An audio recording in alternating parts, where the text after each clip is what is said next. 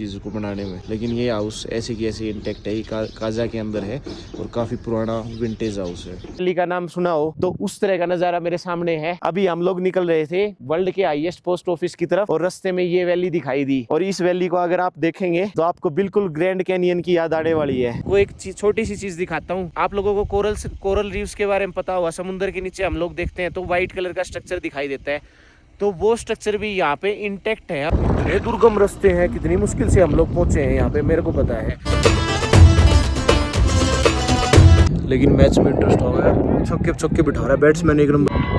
जो लोग देखने दूर दूर से आते हैं, ये जो आप सामने देख रहे हो ना, ये है यहाँ की मोनेस्ट्री। पहाड़ों में ना कई बार हो ही जाता है इस तरह का ना, सुबह सुबह के टाइम पे अगर आप। Hello and welcome back to the next blog. कल हम लोगों ने स्नोफॉल विटनेस की, हाईएस्ट पासिस विटनेस किए और हम लोग पहुंच गए थे रात को काजा में। और काजा में लिया था हमने एक स्टे, जो कि एक होटल था, क्योंकि हम लोगों ने 2 दिन से कैंपिंग ही की थी, तो इसलिए यहाँ एक स्टे लेना जरूरी था। और इस तरह का ये स्टे है। कुछ आसपास की चीजें दिखाते हैं और फिर निकलते हैं आज हम की मोनेस्ट्री की तरफ। यहाँ अगर आप देखोगे तो इस तरह के घर दिखाई देंगे जिनकी फ्लैट छतें होती हैं। ज्यादातर पहाड़ों में आप देखोगे तो उनमें ट्रायंगुलर छतें होती हैं स्नोफॉल को रोकने के लिए। अभी यहाँ पे हमने कल एक विलेज ट्रेवल किया था जिसकी फुटेज में डाल दूंगा, उसमें भी इस तरह की फ्लैट छतें ही थी। और ज्यादातर आप देखोगे तो यहाँ पे जैसे तिरंगा बनाया हुआ है और इस तरह की ड्राइंग इन पहाड़ों पे की हुई है। हो सकता है कि ये सॉलिड स्ट्रक्चर होते हो पहाड़ों पे, पर दिखने में तो ऐसा लगता है जैसे सीमेंट नीचे आई हुई है। तो अभी रास्ते बहुत खूबसूरत आने वाले। कल वाले रास्ते तो बहुत ही ज्यादा खूबसूरत थे और अब हम करने वाले हैं शिमला तक का अपना वाया किन्नौर के रास्ते से जाके अपना सर्किट पूरा। हम लोगों ने स्टार्ट किया था चंडीगढ़ से मनाली से होते हुए हम आए थे काजा, और अब हम लोग जाएंगे किन्नौर की तरफ से होते हुए चंडीगढ़। यानी कि ये भी एक एपिक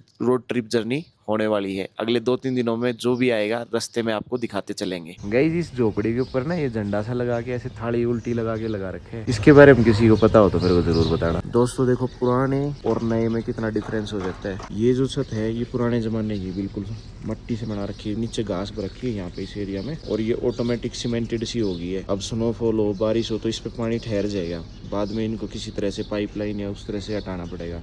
और जो मॉडर्न है उसमें आप देखो ढलान आ गई, टीने लगी, शेडिड होगी, तो इसमें ज़्यादा मेहनत मजदूरी करने की ज़रूरत नहीं होती। लेकिन पुराने जो लोग थे वो मेहनती थे। देखो कैसे कितना ज़्यादा इस पर मेहनत लगी होगी इस चीज़ को बनाने में। लेकिन ये हाउस ऐसे की ऐसे इंटेक्ट है। ये काजा के अंदर है और काफ़ी पुराना विंटेज हाउस है।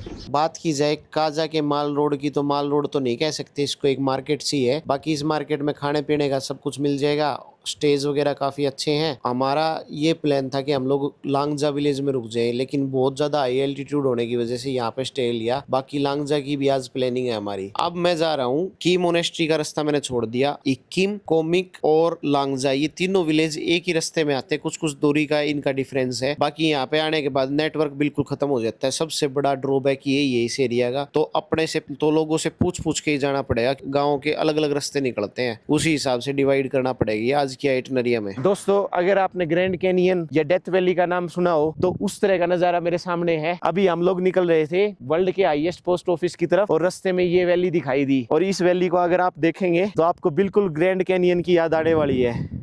बिल्कुल ड्राई और कोल्ड डेजर्ट है ये स्पीति वैली का। यार इतनी खूबसूरत जगह है, सारी आसमान में क्यों होती है, जाके इतनी दूर पहुंच पाना मुश्किल होता है। अभी ये रास्ता बिल्कुल उजाड़ सा वीरान सा चल रहा था और इस रास्ते में एक गांव दिखाई दिया जिसका नाम है लांगजा विलेज। ये विलेज के अंदर है महात्मा बुद्ध की एक स्टैचू, जहाँ से हम लोग कर सकते थे स्टार गेजिंग, लेकिन अभी टाइम की शॉर्टेज की वजह से नहीं रुक पाएंगे, क्योंकि ये एरिया समुद्र के नीचे होता था। ऐसे अवशेष यहाँ पे बहुत सारे मिले हैं और रास्ते में बहुत सारी चीजें ऐसी दिखाई भी दे रही हैं। मैं आपको एक छोटी सी चीज दिखाता हूँ। आप लोगों को कोरल रीफ्स के बारे में पता होगा। समुद्र के नीचे हम लोग देखते हैं तो व्हाइट कलर का स्ट्रक्चर दिखाई देता है, तो वो स्ट्रक्चर भी यहाँ पे इंटेक्ट है अभी भी। मैं दिखाता हूँ आपको, ये देखिए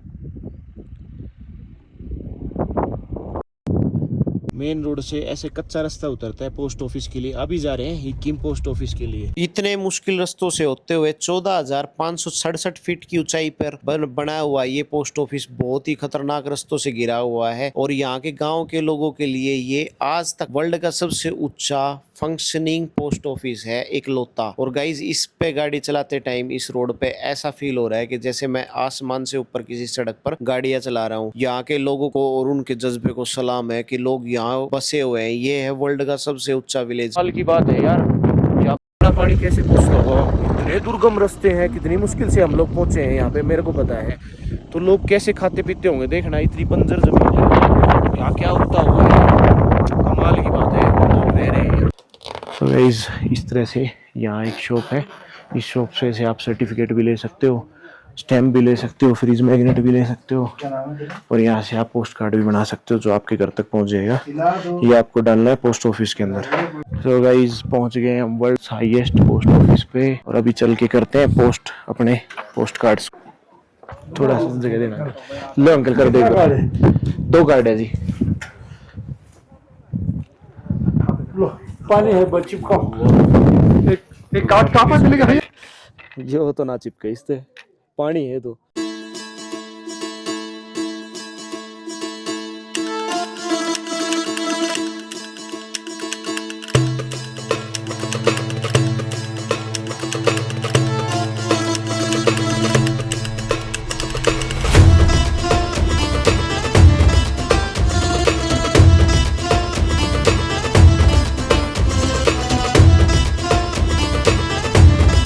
तो गाइज मेरे पीछे है ये वर्ल्ड का सबसे ऊंचा पोस्ट ऑफिस। तो यहाँ से हमने की है पोस्ट, और घर जो कि हमारे घर तक पहुंचेगी। इसके बारे में कुछ बताते हैं, इसकी ऊंचाई कितनी है, कहीं मेंशन तो नहीं है, पर ये सबसे ऊंचा पोस्ट ऑफिस है यहाँ का। और सुबह सुबह आ जाओगे तो फायदे में रहोगे, बाद में भीड़ होनी शुरू हो जाती है, और छोटा सा एक ही बनाया हुआ है तो इसमें भीड़ लग जाती है, तो आपका टाइम काफी ज्यादा वेस्ट हो जाएगा। बाकी आप पोस्ट कार्ड वगैरह नीचे से लेने की बजाय यहाँ से भी ले सकते हो, और कहीं से भी ले सकते हो, सारा सामान मिल जाए। ग्लू साथ में लेके आना, यहाँ अवेलेबल नहीं है।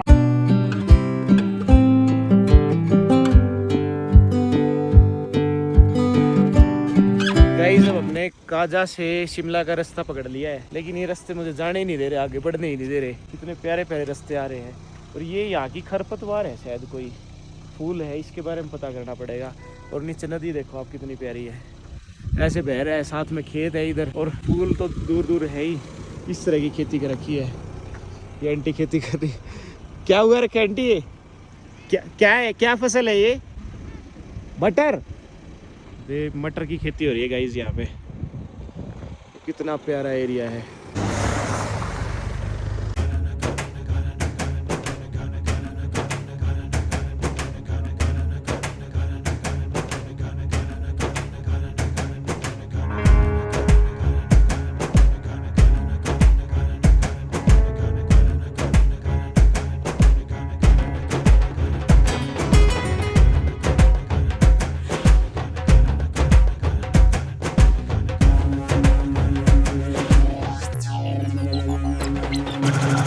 गाइस काजा से शिमला की तरफ का भी रास्ता काफी टूटा हुआ है और बहुत डेंजरस रोड है। मेरी सलाह तो यार है इस साइड का तो इस साइड का आओ। गाइस अभी कुछ किलोमीटर खींच दिया है हमने रास्ता, रास्ते में क्रिकेट मैच हो रहा है, थोड़ी देर मैच देखते, रेस्ट मिल जाएगा थोड़ा गाड़ी को भी, हमें भी। क्रिकेट मैच है कहीं भी होता है, लोग दीवाने हैं। ये तो चलो लोकल बैठे होंगे गाँव के, उधर टूरिस्ट भी बैठ के गाड़ियाँ मेरी तरह ही मैच देख रहे हैं। Single run.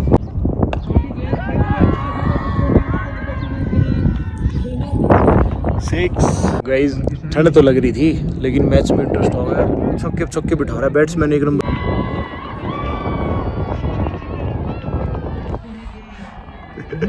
जबरदस्त खिलाड़ी है गाइस, इससे मुश्किल हो रहा है आउट करना, छक्के बिठाए जा रहे हैं।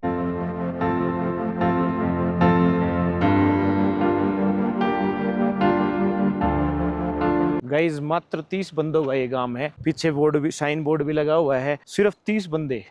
और इन 30 बंदों के लिए आप देखोगे तो ऊपर से इलेक्ट्रिसिटी भी आई हुई है, और वहाँ पे आगे जाके ये टावर भी है देखो, और पूरी इनको सुविधा दी गई है। और हो सकता है कि वोट भी डालने जाते हो। ये गाँव कुछ मेरे को इंटरेस्टिंग सा लगा। नेक्स्ट जब ट्रिप करेंगे ना तो इस गाँव में विजिट करके आएंगे, लोगों से मिल के आएंगे।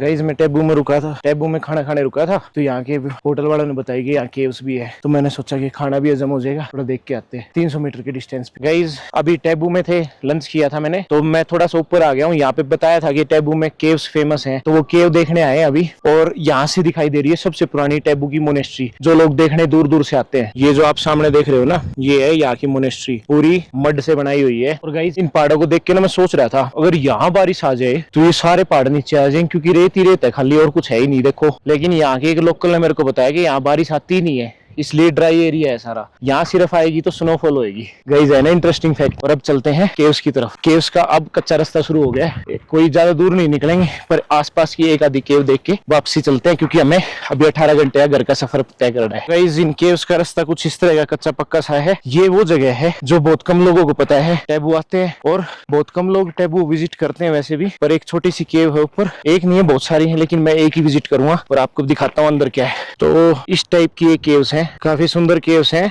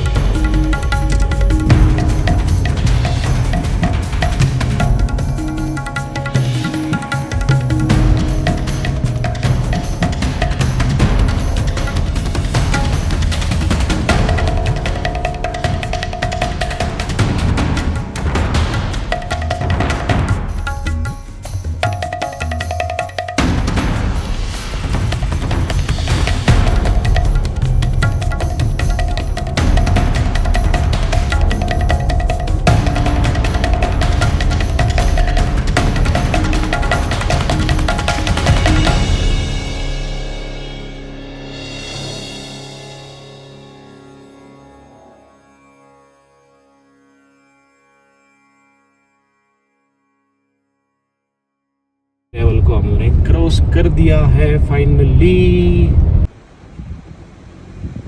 हे गाइस गुड मॉर्निंग। कल हम लोग रुके थे टापरी विलेज में, क्योंकि बहुत लॉन्ग ड्राइव हो गई थी तो रात को ही रुकना पड़ गया।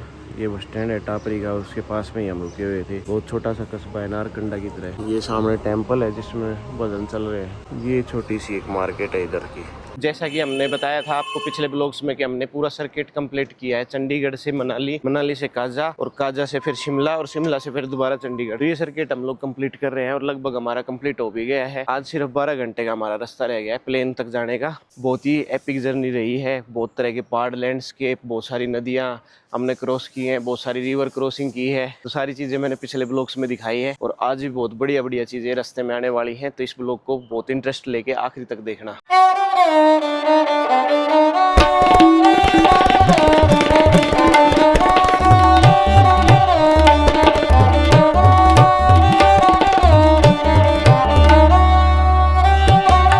कितनी जल्दी निकल लो। पहाड़ों में ना कई बार हो ही जाता है इस तरह का ना, सुबह सुबह के टाइम पे अगर आप निकलते हो तो कई जगह गाड़ियों को रोक लेते हैं।